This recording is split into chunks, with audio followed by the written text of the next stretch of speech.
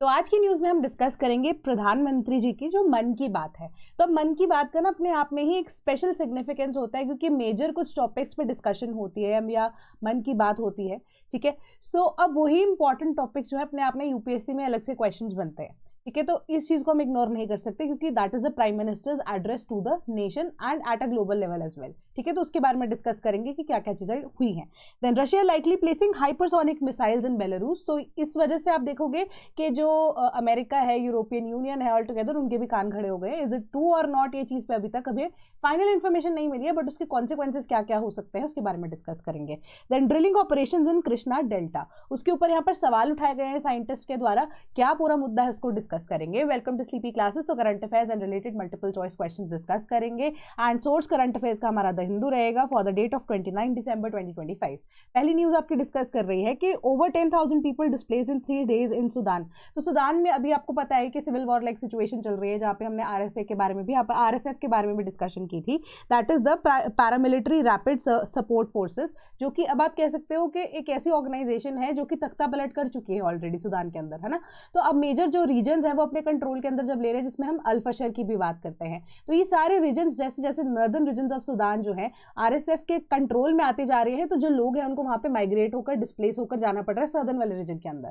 ठीक है, तो ये जो रिपोर्ट है इसके अकॉर्डिंगली बोला गया है कि जब से ये मुद्दा शुरू हुआ है तब से लेकर 2023 ऑनवर्ड्स, अप्रैल 2023 ऑनवर्ड्स, तो उसके बाद से जो लोग हैं मैसिवली माइग्रेट कर रहे हैं। ठीक है, एक तो जो एरिया है आरएसएफ के कंट्रोल के अंदर वो बढ़ता जा रहा है, दूसरी चीज ये है कि जो फैमीन स्ट्रिकन एरियाज है वहां से भी लोगों को भागना पड़ रहा है, तो सदर्न रीजन के अंदर पॉपुलेशन एक्यूमुलेट होती जा रही है। एंड अगर आप देखोगे कि मैसिव यहाँ पर माइग्रेशन जो है वो हो रही है। एंड ये रिपोर्ट किसने दी? इंटरनेशनल ऑर्गेनाइजेशन फॉर माइग्रेशन की तरफ से ये रिपोर्ट आई है। और जो नॉर्दर्न दारफुर रीजन है, अभी तक जो अल फशर वाले रीजन के आसपास है, जो कि अब आरएसएफ के कंट्रोल के अंदर आ चुका है, that has pushed westward in recent days. तो अब यहाँ पर जो एरियाज है वेस्टवर्ड्स भी है, नॉर्दर्न रीजन ले लिया है, वेस्टवर्ड्स जो है वो ये एरिया को एक्सपैंड करने की बात की जा रही है। तो वहां पर कौन सी community? That is Zaghawa ethnic group के द्वारा ये ज्यादातर एरिया कंट्रोल किया जाता था पहले, या वहां पर लोग जो है वो इसी एथनिक ग्रुप को बिलोंग करते थे, बट अब कंट्रोल किया जा रहा है बाय द आर्मी, जो कि लेड मिलिटिया। ठीक है, सो अब ये सिंपल सा आपका न्यूज है। तो कॉन्फ्लिक्ट की वजह से मेजर या मास माइग्रेशन यहाँ पर देखने को मिल रही है। क्वेश्चन डिस्कस करेंगे in the context of international organisation for migration. तो आईओएम के headquarters is based in New York, पहली स्टेटमेंट ये कह रही है। दूसरी स्टेटमेंट कह रही है कि international organisation for migration was first known as provisional intergovernmental committee for the movement of migrants from Europe. So which of the statements above is or are correct? A1 only, B2 only, C both 1 and 2, and D none of the above. So the correct answer to this is option number B. Statement number B आपकी correct है, क्योंकि IOM के headquarters की जब हम बात करते हैं दैट इज इन स्विट्जरलैंड। ठीक है, स्विट्जरलैंड के अंदर भी, स्पेसिफिकली जेनीवा के अंदर। तो यहाँ पर आपको दिख रहा होगा, ठीक है, जेनीवा स्विट्जरलैंड में इनका आईओएम का हेडक्वार्टर्स है। वेराज अगर हम बात कर रहे हैं विद द आईओएम का पहला नाम उसका provisional intergovernmental committee for the movement of migrants माना गया था फ्रॉम यूरोप। क्यों? क्योंकि 1951 में इसकी स्टैब्लिशमेंट की गई थी and post world war 2। And world war 2 के अंदर अगर आप देखोगे कि मेजर डिस्ट्रक्शन यहाँ पे यूरोपियन रीजन के अंदर ज्यादा हुई थी, तो यूरोप के अंदर जो माइग्रेंट्स हैं, रेफ्यूजीज हैं, ये उनके साथ यहाँ पर इनिशियली डील करने के लिए ऑर्गेनाइजेशन बनाई गई थी एज एन इंटरगवर्नमेंटल ऑर्गेनाइजेशन। ठीक है, तो धीरे धीरे करके due to the massive success and the inclusion of different member countries, तो अब क्या किया जा रहा था कि इसका जो दायरा है इसको बढ़ा दिया गया, तो इसको रीनेम किया गया as international organisation for migration. तो बेसिकली ये डोनेशंस के बेसिस पे काम करते हैं। ठीक है, जो भी डोनेशंस इनको डोनर्स देते हैं उसके बेसिस पे इनकी ऑपरेशनल या ऑपरेबिलिटी जो है वो अक्रॉस डिफरेंट कंट्रीज वो रहती है। ठीक है, सिंपल सा आपका आंसर था। Then airlines must enforce regulations without delay, cautions DGCA. ठीक है, तो डीजीसीए जो है अब हमारा क्या है? That is directorate general of civil aviation. इनका मेजर काम क्या है कि जितना भी एविएशन सेक्टर है ना, उसके अंडर जितने भी ऑपरेटर्स काम कर रहे हैं, जितने भी स्टेक होल्डर्स हैं, उनको टाइम एंड अगेन असेस करना, गाइडलाइंस इशू करना, एंड मेजर यहाँ पर जो दिक्कतें आ रही हैं उसको एड्रेस यहाँ पर करना एंड बोलना स्टेक होल्डर्स को भी एंड रिलेटेड अथॉरिटीज को भी कि अकॉर्डिंगली काम किया जा सके। सो अब उसी के बेसिस पे ना उन्होंने एक रिपोर्ट, जो कि वो ईयरली या ईयर ऑन ईयर बेसिस पे भी जो रिपोर्ट निकालते हैं या क्वार्टरली बेसिस पे भी रिपोर्ट निकालते हैं, उसी रिपोर्ट की यहाँ पर की असेसमेंट की वजह से जब असेसमेंट की गई, वहां पर यही चीज को रियलाइज किया गया कि there are certain parameters based on which जो सेफ्टी ऑफ द एयरक्राफ्ट है as well as of the passengers वो कॉम्प्रोमाइज है।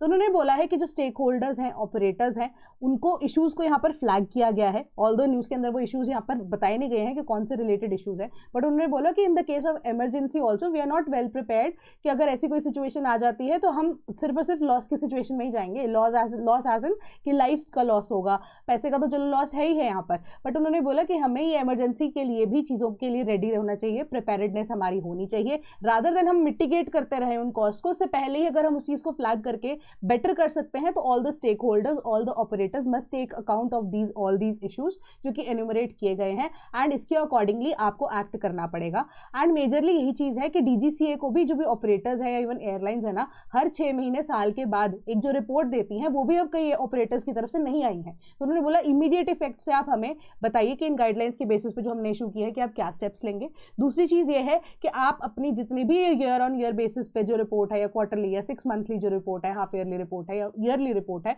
आप हमें इमीडिएटली सबमिट कीजिए, ठीक है। किसी भी तरह का डिले अब हम एंटरटेन नहीं करेंगे, ठीक है। ये आपकी सिंपल सी न्यूज़ थी। तो अब डीजीसीए के बारे में थोड़ा सा डिस्कस करते हैं। Consider the following in the context of DGCA कि जो directorate general of civil aviation है, it works under the ministry of home affairs. Second, it is a statutory body. Which of the statements above is or are correct? ऐसे simple सा ही question है, ministry of home affairs के under ये क्यों काम करेंगे, है ना, मिनिस्ट्री ऑफ सिविल एविएशन के अंडर है। पहली स्टेटमेंट तो आपको अपने आप में ही इजी पता लग गया होगा कि ये इनकरेक्ट स्टेटमेंट है। ऑब्वियसली स्टैट्यूटरी बॉडी ही तो है, ठीक है। तो करेक्ट आंसर हमारा ऑप्शन नंबर बी ही बनता है, स्टैट्यूटरी बॉडी है। क्यों? क्योंकि अब जो हमारे पास सिविल एविएशन एक्ट है ना, उसके अकॉर्डिंगली हमने डीजीसीए की स्टैब्लिशमेंट की बात की थी इनिशियली। अगर आप देखो ब्रिटिशर्स के टाइम पे इसको 1927 में इस्टेब्लिश करने की बात की जा रही थी, की भी गई, ठीक है। बट उसके बाद एयरक्राफ्ट एक्ट आया हमारे पास। एयरक्राफ्ट एक्ट वो भी ब्रिटिश के टाइम का एक्ट है, क्योंकि इंडिया 47 में आज़ाद हुआ, 1937 में एयरक्राफ्ट रूल्स हमारे पास आ गए थे, पर एक्ट हमारे पास एग्जिस्टेंट था। तो उसके बेसिस पे डीजीसीए जो है, अगर आप आफ्टर इंडिपेंडेंस की भी बात करो तो इसको इस्टेब्लिश भी कर दिया गया।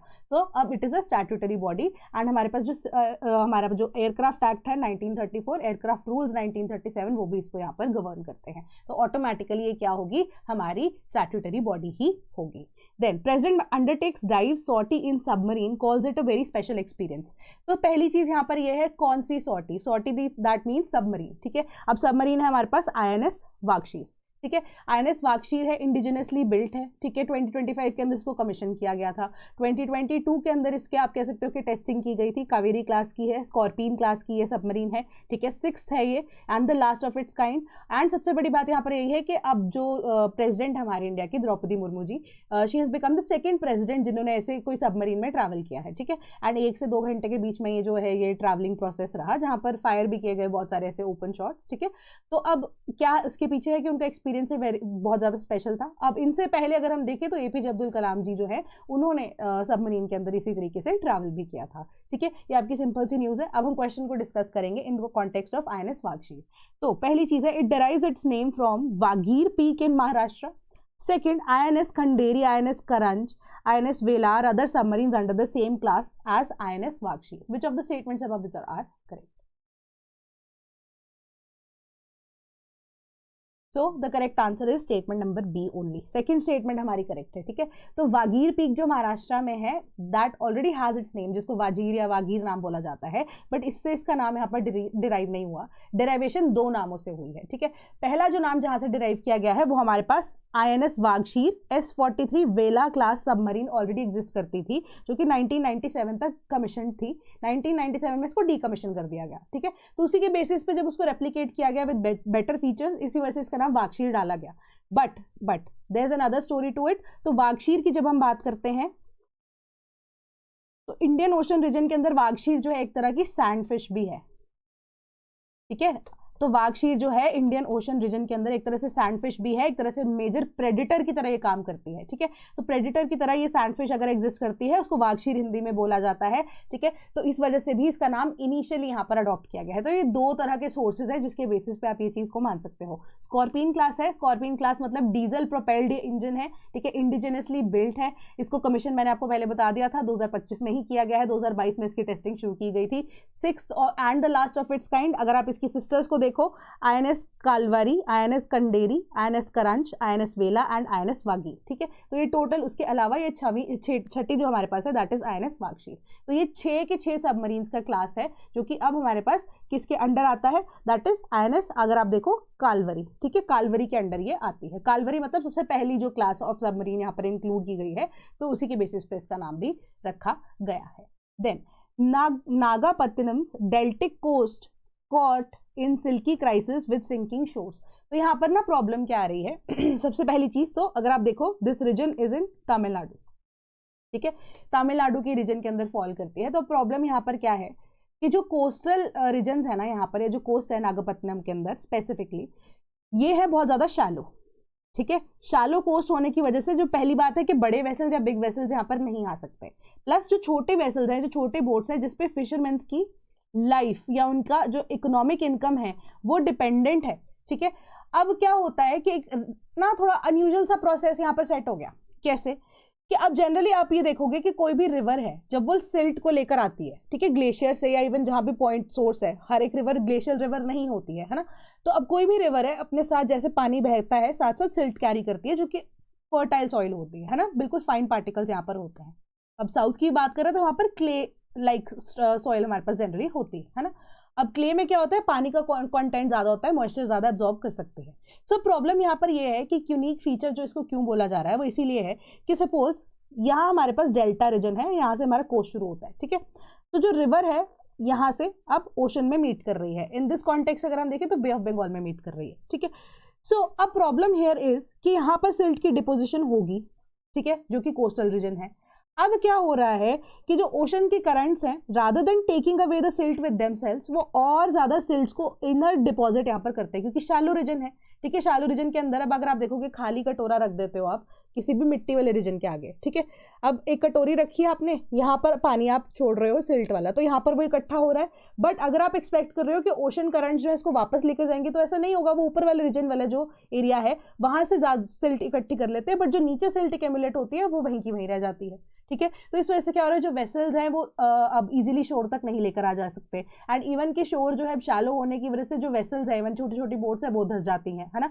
तो अब हर एक बार उनको क्या करना पड़ता है कि शिप को या इवन बोट को, शिप तो क्या है, बोट जो है उनको अब लेकर जाने के लिए towards the coast into the major water body, तो उनको यहाँ पर किसी ट्रैक्टर की रिक्वायरमेंट होती है धक्का देने के लिए, निकालने के लिए उनको उस चीज की रिक्वायरमेंट होती है, तो एक एडिशनल कॉस्ट उनके लिए यहाँ पर बन गया है ना। तो इसी वजह से उन्होंने बोला कि यहाँ पर लैक ऑफ स्ट्रक्चर एग्जिस्ट करता है, तो सरकार को यहाँ पर उन्होंने टाइम एंड अगेन दरख्वास्त भी की है सेंट्रल गवर्नमेंट से, परमिशन भी विद रिस्पेक्ट टू डीसिल्टेशन प्रोसेसेस चल रही है। तो यहाँ पर जो सेंट्रल गवर्नमेंट है उन्होंने भी एक आइडिया यहाँ पर प्रपोज किया था, even the state government also, कि अब जो इस चीज का जो सोल्यूशन यहाँ पर यही एग्जिस्ट करता है कि सिंस शैलो कोस्ट है तो हम ये कर सकते हैं कि एक हार्बर बना देते हैं यहाँ पर, ठीक है, हार्बर बना देते हैं द नियर बाय रीजन। अब हार्बर क्या होता है, एक पोर्ट बना देते हैं फॉर एग्जाम्पल, ठीक है, कि पोर्ट बना देते हैं तो उससे क्या होगा कि पोर्ट जो है वो रादर थोड़ा सा डीप होगा, ठीक है। तो इसी रीजन से थोड़ा सा हटके इसके पास वाले रीजन के अंदर ही हम एक पोर्ट बना देते हैं, उससे क्या होगा कि जो सिल्टेशन प्रोसेस है वो ऑलरेडी नागापत्तिनम के रीजन के अंदर हो रहा है, बट जहाँ वहां पे डिसिल्टेशन का जो प्रोसेस नए हार्बर पे रिक्वायर्ड नहीं होगा, क्यों, क्योंकि वो थोड़ा सा हम अब आर्टिफिशियली मेड होगा तो थोड़ा सा डेप्थ पे बनाएंगे ताकि बड़े वेसल्स भी वहां पर आ सके। तो बट अब जो प्रोजेक्ट है वो अटक गया है, ठीक है। अब जो फिशरमैन कम्युनिटी है उनके लिए तो कुछ काम यहाँ पर नहीं किया जा रहा है, तो टाइम एंड अगेन उन्होंने बोला कि जो प्रोजेक्ट है नियरली 100 करोड़ रुपए इस काम के लिए ऑलरेडी खर्च हो चुके हैं, सैंक्शन किए गए हैं, जिसमें 70-80% जो है वो काम खत्म भी हो गया है, एंड जो पैसा है वो ऑलमोस्ट लग भी गया है, बट काम जो है वो सिल्टेशन प्रोसेस जो है वहां पर भी एग्जिस्ट करती है। तो सेंट्रल गवर्नमेंट से सैंक्शन किया, एडिशनल डिमांड की है 100 करोड़ रुपए की, जो अभी तक नहीं हुई है। तो फिशरमैन कम्युनिटी जो है उनका जिनका मेजर इकोनॉमिक ये इनकम है, आप कह सकते हो कि उनका घर यहाँ पर बर्बाद होता हुआ नजर आ रहा है, जिस वजह से उन्होंने ये जो न्यूज है द हिंदू ने वो छापी है, ठीक है। आपकी ये सिंपल सी न्यूज थी। क्वेश्चन को डिस्कस करते हैं, consider the following, coastal region से थोड़ा सा इन्फॉर्मेशन लेते हैं। The Konkan coast is the northern section of India's western coast. Second, Coromandel coast stretches along India south eastern coast primarily covering Tamil Nadu. Which of the statements above are correct? So the correct answer is option number C. दोनों की दोनों statements हमारे पास यहाँ पर correct है। क्यों? क्योंकि अगर आप यहाँ पर देखो कोंकण कोस्ट somewhat, आप देखो गुजरात वाले रीजन से अब शुरू हो जाता है टूवर्ड्स कर्नाटका, एंड देन उसके नीचे मालाबार कोस्ट हमारे पास एग्जिस्ट करता है केप कॉमोरिन तक, ठीक है। देन अब ईस्टर्न साइड पे अगर हम आ जाते हैं तो नॉर्दर्न सरकार आते हैं उड़ीसा से लेकर आंध्र प्रदेश के मिड तक। देन आंध्र प्रदेश के मिड से लेकर नीचे केप कॉमोरन तक हमारे पास कोरोमंडल कोस्ट जो है वो एग्जिस्ट करता है। और ये बिल्कुल बेसिक और सिंपल ज्योग्राफी है। जस्ट आपकी रिवीजन यहाँ पर हो जाए फैक्ट्स की, तो ये आपको क्वेश्चन तभी पूछा गया था, क्योंकि जनरली अब northern Circars and even Konkan coast, Malabar coast, Coromandel coast, इसमें सब बहुत ज्यादा क्या होते हैं, कंफ्यूज हो जाते हैं। ठीक है, नहीं होते हैं तो वेल एंड गुड, आपकी रिविजन हो गई। जो होते हैं उनके लिए यहाँ पर रिविजन जो है वो एक तरह से आपका जो क्लैरिटी है उसके लिए है। जो फर्स्ट टाइमर्स हैं उनके लिए तो पहली बात ये इंपॉर्टेंट ही फैक्ट है। Then Russia likely placing new hypersonic missile in Belarus, US researchers की रिपोर्ट आई है। तो अब आपको मैं मेजर पॉइंटर्स यहाँ पर डिस्कस करके बताती हूँ कि this is for the second time कि जो रशिया है उन्होंने अपनी सॉइल से बाहर, ठीक है, कोई ऐसी यहाँ पर मिसाइल सिस्टम को बचाने के लिए या इवन लॉन्च करने के लिए बेलारूस के अंदर यहाँ पर अपना एक एयरबेस बनाया है।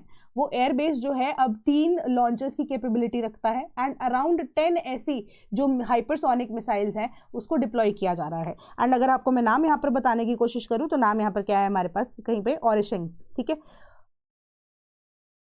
ओरिशनिक जो करके यहाँ पर हमारे पास जो क्रूज मिसाइल्स हैं वो अब इल्जाम लगाया जा रहा है, इवन की पुख्ता रिपोर्ट भी आप कह सकते हो 90% यूएस इंटेलिजेंस एंड एजेंसीज बोल रहे हैं कि देयर श्योर कि ये जो मिसाइल है वो अब बेलारूस के अंदर यहाँ पर बनाई गई है। एग्जैक्ट यहाँ पर जो लोकेशन है वो अभी नहीं पता है, बट उनके पीछे उनका रीजन यही है बताने का कि यूएस को एंड इवन के नेटो नेशंस जो हैं या इवन यूरोपियन यूनियन के जो नेशंस हैं, ठीक है, ऑल टुगेदर तीनों के लिए एक मेजर थ्रेट है। क्यों? क्योंकि जो ओरिशेंक जो हमारे पास मिसाइल सिस्टम है रशिया के पास, हमारे पास तो क्या है रशिया के पास, वो 5500 किलोमीटर्स तक ट्रैवल कर सकती है। सो दैट मीन्स कि आने वाले टाइम पे अगर हो सकता है रशिया कभी भी अगर अटैक लॉन्च करे तो US, NATO and even European union तीनों को खतरा यहाँ पर हो सकता है। ठीक है, सो ये एक सिंपल सी आपकी न्यूज़ थी। तो अब इसके पीछे के 2 या 3 रीजंस और डिस्कस करते हैं कि ये रीजन क्यों है, ये चीज़ को क्यों अपनाया गया, ये चीज़ को क्यों, अगर ये पॉसिबली अगर सही इन्फॉर्मेशन भी है तो क्यों है। ठीक है, उसके पीछे का रीजन यहाँ पर यही दिया गया सबसे पहले कि न्यू स्टार्ट अलायंस, ठीक है, हमने पहले भी डिस्कस किया है, न्यू स्टार्ट ट्रीटी जिसको हम स्पेसिफिकली बोलते हैं, वो रशिया और यूएसए के बीच की एक ट्रीटी है जिसको अभी 2025 के लास्ट में ही एक्सपायर हो रही है। 2026 में इसकी रिन्यूअल की कोई बात अभी तक नहीं हुई है। ठीक है, तो 2026 के खत्म होने से पहले ही इस चीज के लिए अगर रशिया कर रहा है दैट मीन्स कि there is no chance of either renegotiations on this. ठीक है, पहली चीज ये है। दूसरी चीज है कि आपको पता है रशिया यूक्रेन का जो मुद्दा है वो चल रही है ना, उस चीज पे अब यूक्रेन से या खफा तो रशिया चलो है ही है, बट यूरोपियन यूनियन जो है बीच में यहाँ पर मुद्दा या टांग अड़ाकर फंसा कर बैठा हुआ है एंड इवन नेटो नेशन से भी काफी ज्यादा रशिया के यहाँ पर दिक्कतें तो बढ़ती ही जा रही है। तो एक तरह से वो बोल रहे हैं कि अपना जो यहाँ पर आप कह सकते हो कि एक्सेसिबिलिटी को बढ़ाने के लिए रशिया इवन थ्रेट यहाँ पर इनडायरेक्टली या जियोपॉलिटिकली अपनी हेजेमनी को दिखाते हुए रशिया ने ये स्टेप लिया है। बट वेयर एज अगर रशिया की तरफ से कोई स्टेटमेंट फिलहाल अगर आई है तो ये बोला है कि अगर हम ये चीज पहली बात तो कर नहीं रहे हैं, सरासर डिनाई किया इस चीज को, ठीक है, बट अगर हम ये कर भी रहे हैं तो इस तरह से कि कुछ हमारा वो नहीं होगा, इसमें कुछ मिलिट्री स्ट्रेंथ हमारी नहीं बढ़ रही है, ना ही स्टेल्थ बढ़ रही है, ऑटोमेटिकली हमारे पास जो है वो तो है ही है। अगर हम उसको लॉन्च करना चाहेंगे that will be dependent upon कि हमारा कि जो हमारा एनिमी नेशन है वो हमारे साथ किस तरीके से है, कि फर्स्ट अटैक रशिया की तरफ से कभी भी नहीं होगा। एंड सबसे इंपॉर्टेंट चीज यहाँ पर यही है कि जो अब ओरशेनिक है वो स्पीड उसकी कितनी है, 10 मैक, मतलब 10 times the speed of sound के बेसिस पे चलती है। तो मतलब ये टेक्निकली अगर बताया जा रहा है तो कहीं पे भी किसी भी रडार पे इजीली नहीं दिखेगी। ठीक है, सो इस वजह से और ज्यादा थ्रेट ये नजर आ रहा है। एंड एक और इम्पॉर्टेंट चीज है कि जो इवन के हमारे पास टोमाहॉक क्रूज मिसाइल्स हैं, है ना, टोमाहॉक क्रूज मिसाइल्स ये भी यहाँ पर नेटो के द्वारा या इवन यूएस के द्वारा पहले इनिशियली प्रॉमिस की गई थी, यूएस के द्वारा ही की गई थी। यूएस ने प्रॉमिस किया था उसको यूक्रेन को स्पेसिफिकली इन दिस कॉन्टेक्स्ट के अगर आपका यहाँ पर पीस प्लान खत्म भी होता है, पीस प्लान होता भी है अगर फाइनली एंड वॉर खत्म होती है, तो इन दैट सिचुएशन हम आपको ये क्रूज मिसाइल्स ऑटोमेटिकली यूक्रेन के अंदर या उसके आसपास वाले रीजन में, यूक्रेन के अंदर तो नहीं आसपास वाले रीजन में, नेटो रीजन के अंदर आपको डिप्लॉय करके देंगे। ताकि अब क्या है, क्योंकि इस पीस प्लान के अकॉर्डिंगली नेटो नेशंस एंड जो इवन के यूएसए है वो ऑल टुगेदर क्या प्रोवाइड कर रहा है, वो हेल्प भी तो प्रोवाइड कर रहा है, सिक्योरिटी सेफ्टी भी तो प्रोवाइड कर रहा है ना टुवर्ड्स यूक्रेन। तो इनिशियली प्लान का पार्ट थी ये, अब उसको हटा दिया गया है, मना कर दिया गया है ट्रम्प के द्वारा कि हम ऐसा कोई सिस्टम आपको डिप्लॉय करके नहीं देंगे। बट यूरोपियन यूनियन की जब हम बात कर रहे हैं, नेटो नेशंस की बात कर रहे हैं, उसके अंदर भी मेजरली अगर आप देखोगे कि यूके की तरफ से पहले, क्योंकि यूके ऑल टुगेदर अब अलग है, यूरोपियन यूनियन का ही पार्ट है वो, है ना, तो वैसे अब अगर आप देखोगे कि यूरोपियन यूनियन का पार्ट नहीं है, नेटो का पार्ट है, बट जो अब हमारे पास ब्रिटेन है ना, तो ब्रिटेन ने इनिशियली प्रॉमिस किया था कि हम भी करेंगे, बट अब वो भी मना कर चुके हैं। तो बट जर्मनी की बात करो, फ्रांस की बात करो, वो अभी भी अड़े गए इस पॉइंट पे कि हाँ कि हम आपको सपोर्ट यहाँ पर प्रोवाइड करेंगे, विच मीन्स कि आग में घी डालने वाली बात अभी भी यहाँ पर चल रही है, जिस वजह से Ukraine is still stumbling on the fact कि नेगोशिएशन होनी चाहिए और ज्यादा, कि ना हम अपना जगह देना चाहते हैं, बट हम एक लॉन्ग टर्म ट्रीटी सीख करना चाहते हैं। तो ये सारी चीजें जो है, ये मुद्दा जो है बन रहा है। इसी वजह से अगर आप देखो हाइपरसोनिक मिसाइल्स जो है उसको प्लेस करने की बात बेलारूस के अंदर की जा रही है। Then UK says has secured migrant return deal with Angola and Namibia. तो आपको ये पता होगा जून जुलाई ऑनवर्ड्स अब जो यूके है उन्होंने फाइनली चीज को डिसाइड किया था। सबसे पहले फ्रांस के ही एक इलीगल इमिग्रेंट को उन्होंने वापस भेजा था वाया अ बोट, ठीक है। तो अब इसी तरीके से उन्होंने अंगोला एंड नामीबिया के जो कंट्रीज हैं उनके साथ स्पेसिफिकली उनको एक स्ट्रिक्ट हिदायत दी थी कि अगर आप अपने माइग्रेंट्स को जो इलीगली यूके के अंदर आए हैं वापस नहीं लोगे, तो आगे आने वाले टाइम में अंगोला एंड नामीबिया से कोई भी अगर वीजा एप्लीकेशन आती है डायरेक्टली हम उस पर सैंक्शन या बैन लगाएंगे, ठीक है। तो इसी वजह से जो वहाँ पे जो सरकारें हैं नामीबिया एंड अंगोला की, they finally agreed to take back the people जो कि इलीगली इमिग्रेट होकर यूके गए हैं। एंड इसके ऊपर अगर आप देखो कि जो लोग हैं उनको वापस यहाँ पर भेजा जाएगा। तो अभी तक अंडर दिस ड्राइव के इलीगल इमिग्रेंट्स को वापस भेजना है to their home countries, around 50,000 लोग जो हैं उसको यूके वापस डिपोर्ट कर चुका है, ठीक है। ये आपकी न्यूज थी।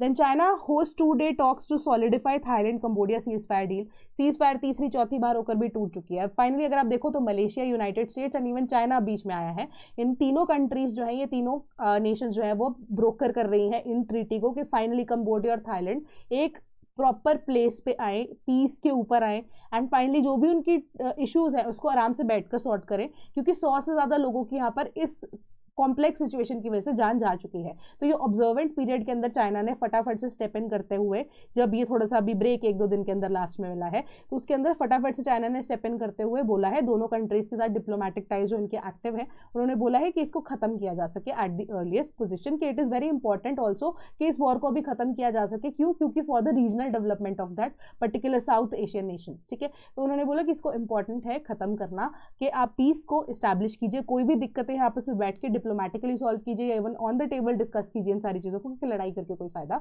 नहीं है, ठीक है। तो ये आपकी न्यूज थी। Then Ukraine and Russia seek peace, says Trump as Zelensky begins US visit. Zelensky US से जा रहे हैं, ठीक है, गए भी थे।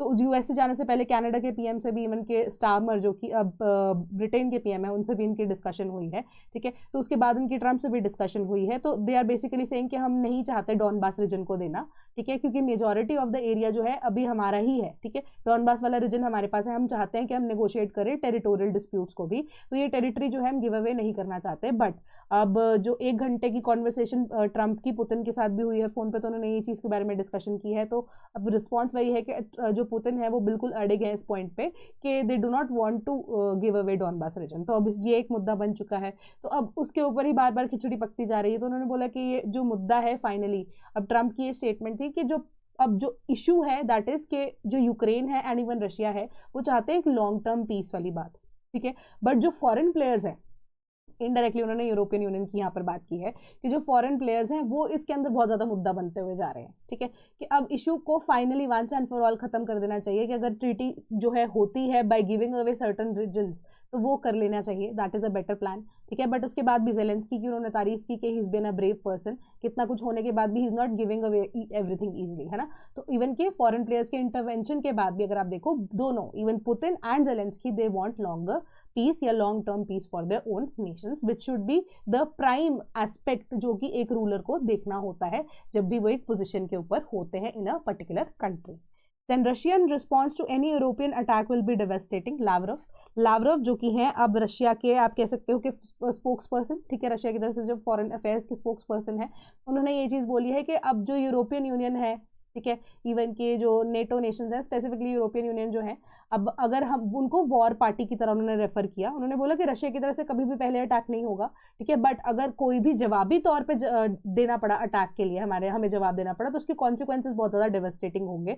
तो before launching any kind of attack on Russia, the European union और even US also, specifically European union must think of it twice, क्योंकि हम जवाबी जो कार्रवाई है वो करेंगे और डबल उसके साथ करेंगे। एंड स्पेसिफिकली जो पीस सेटलमेंट हो रही है यूक्रेन और रशिया के बीच में, सबसे बड़ा यहाँ पर जो स्टम्बलिंग किंग रॉक उन्होंने बोला वो यूरोपियन यूनियन ही है, कि बिना मतलब कि आप टांग अड़ा रहे हो, आपको ना कुछ उसमें लेना है ना कुछ देना है। कि उन्होंने तारीफ की यहाँ पे ट्रंप की भी, इनफैक्ट कि जो ट्रंप है वो पीस सेटलमेंट के लिए इतनी मेहनत कर रहे हैं, बट अगर आप यूरोपियन यूनियन की बात करो वो तो बीच में टांग अड़ा रहे हैं बिना मतलब के। Then China expels 3 senior military officials in anti corruption drive. Anti corruption drive को यहाँ पर लॉन्च किया गया था, 3 ऑफिसर्स उनके नाम भी यहाँ पर दिए गए हैं, ठीक है, कि अब करप्शन के चार्जेस उनके ऊपर लगे थे जो कि इवेंचुअली प्रूव भी हो गए, तो जिस वजह से उनको यहाँ पर एक्सपेल कर दिया गया।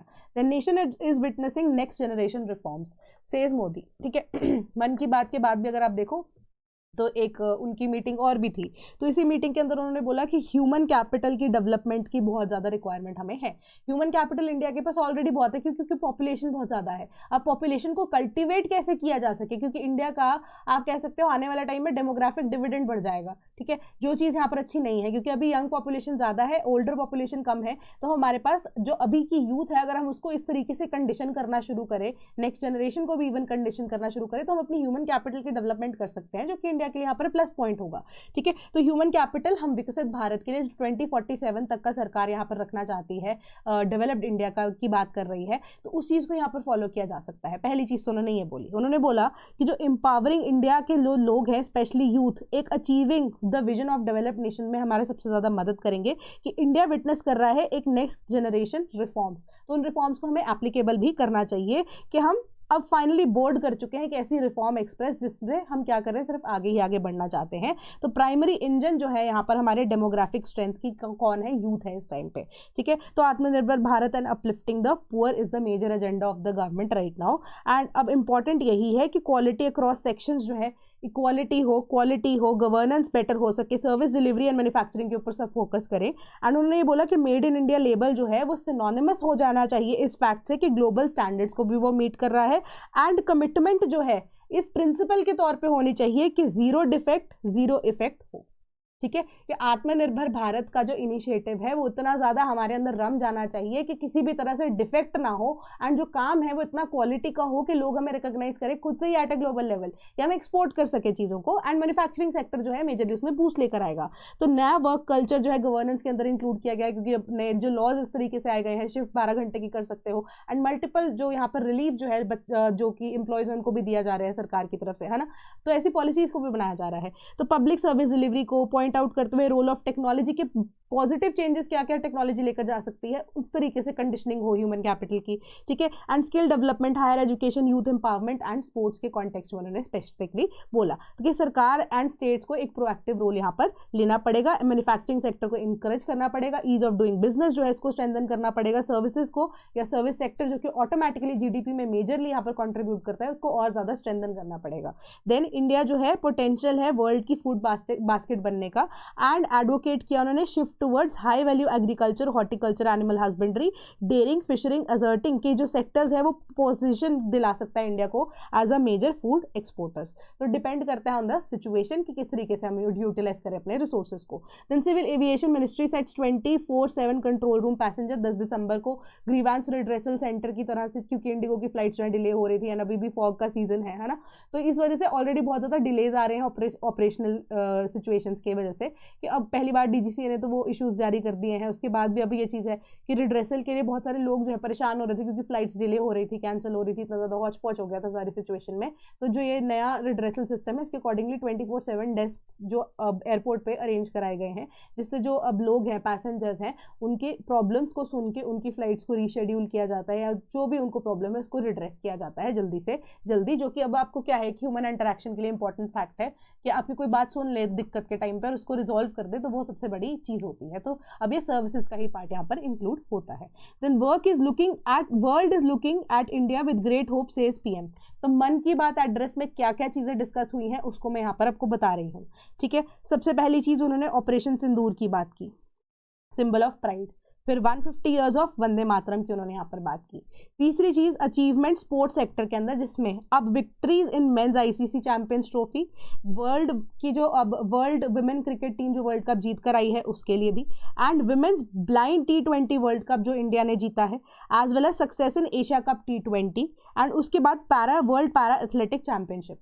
ठीक है, तो ये इंपॉर्टेंट फैक्टर्स है। स्पोर्ट्स की कैटेगरी, मन की बात के अंदर स्पेसिफिकली स्पोर्ट्स की कैटेगरी के ऊपर उन्होंने ये चीज़ों के बारे में बात की है। देन उसके बाद आपकी बात की है 150 years of Vande Mataram. Then उन्होंने यहाँ पर बात की है when it comes to operation Sindoor, symbol of pride. Then Sudhanshu Shukla जो है उनका यहाँ पर उन्होंने स्पेसिफिकली बोला कि फर्स्ट इंडियन जो कि ISS पे गए, इंटरनेशनल स्पेस स्टेशन में गए, उनकी यहाँ पर बात की गई। ठीक है, देन नंबर ऑफ चीतास जो है वो इंडिया में 30 से ज़्यादा हो चुके हैं। 2025 में faith culture heritage day came together, कैसे, क्योंकि अब हमें प्रयागराज के महाकुंभ के बारे में उन्होंने बात की। देन फ्लैग होइस्टिंग सेरेमनी जो कि अयोध्या पे यहाँ पर इस बार की गई। स्वदेशी की उन्होंने यहाँ पर बात की। ठीक है, तो जो जो रिलेटेड टॉपिक्स आपके यूपीएससी के सिलेबस में है उससे रिलेटेड आप इसके ऊपर पढ़ना।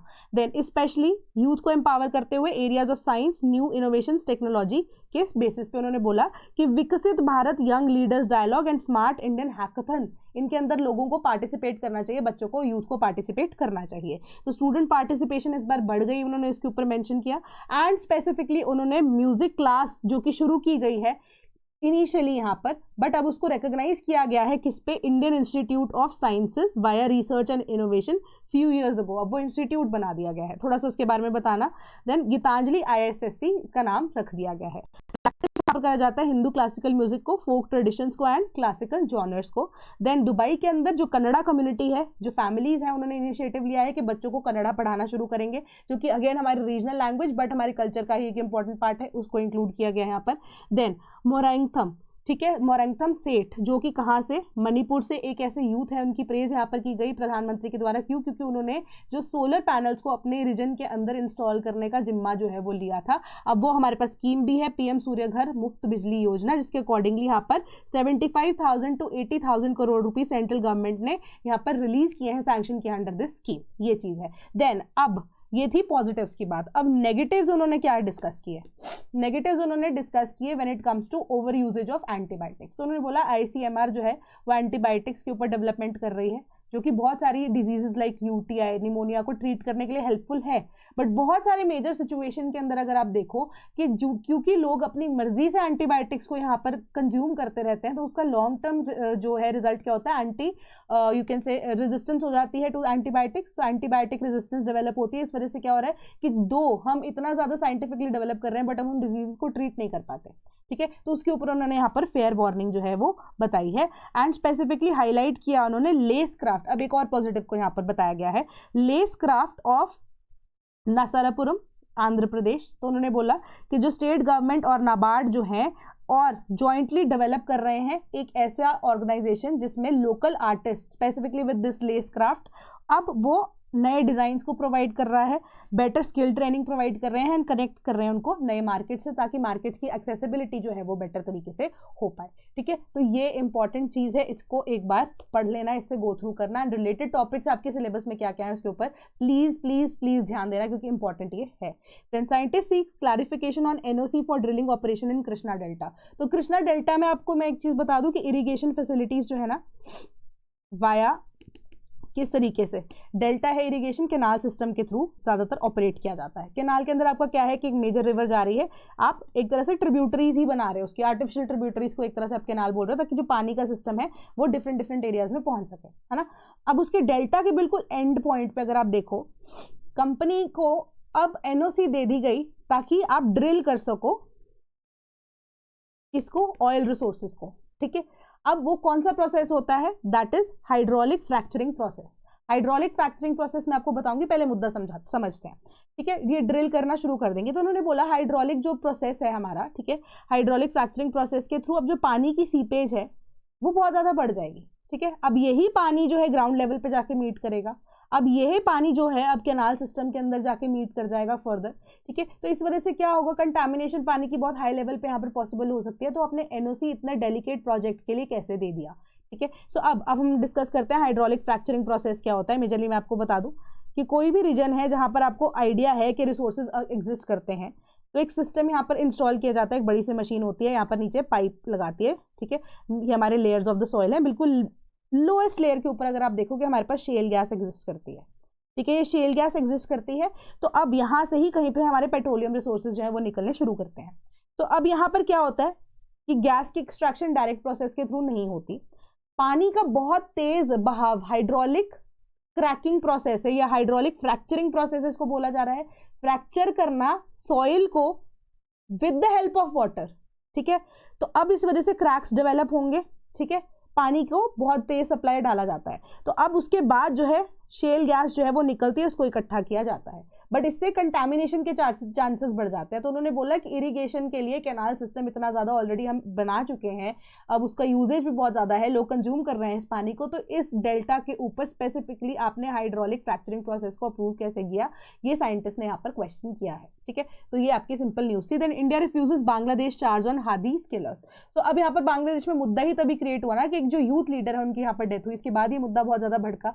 तो अब जो वहाँ की पुलिस है उन्होंने एलिगेशन इंडिया के ऊपर लगाया था कि through the bordering states, one of the bordering states, वहां से वो जो 2 एलिज्ड ऐसे लोग हैं वो भागकर इंडिया आए हैं, one of them is the killer, जो कि अब इन्वॉल्व थे, ठीक है। तो जिसको यहाँ पर इंडियन गवर्नमेंट ने, इंडियन पुलिस ने सरासर ऑन द स्पॉट ही नकार दिया, एंड इवन के बांग्लादेश की गवर्नमेंट ने भी बोला कि जो ये एरएनएस जो है स्टेटमेंट दे दी गई है कि ऐसा कुछ यहाँ पर हमें अवेलेबल नहीं कराया गया है। ऑल्दो अगर ऐसी कोई इंटेलिजेंस इंडिया के पास भी होती तो they would have happily shared with the Bangladesh government, ठीक है, बट ऐसा कुछ एग्जिस्ट यहाँ पर नहीं करता है। बट उसके बाद इंडिया की तरफ से भी जब ऐसा रिस्पॉन्स आता है ना कि मतलब बांग्लादेश की गवर्नमेंट की तरफ से ऐसे बोला गया कि माइनॉरिटीज को लेकर ना इंडियन गवर्नमेंट बहुत ज्यादा एग्जैजरेट कर रही है सिचुएशन को, क्योंकि एक्सटर्नल अफेयर्स मिनिस्टर की तरफ से कुछ ऐसी स्टेटमेंट 1-2 दिन पहले आई थी, उसके रिस्पॉन्स में बांग्लादेश की गवर्नमेंट ने बोला कि आप ओवर एग्जैजरेट कर रहे हो माइनॉरिटीज को लेकर, कि मुद्दा इतना बड़ा है नहीं जितना आपने बना दिया है, तो माइनॉरिटीज का ध्यान रखना, बीइंग द बांग्लादेशी सिटीजन, वहां की सरकार, इंटरिम गवर्नमेंट ही सही, उनका राइट है, तो they are helping them out, ठीक है। तो ऐसी कोई इतना बड़ा मुद्दा नहीं है जितना इंडियन गवर्नमेंट भड़का रही है।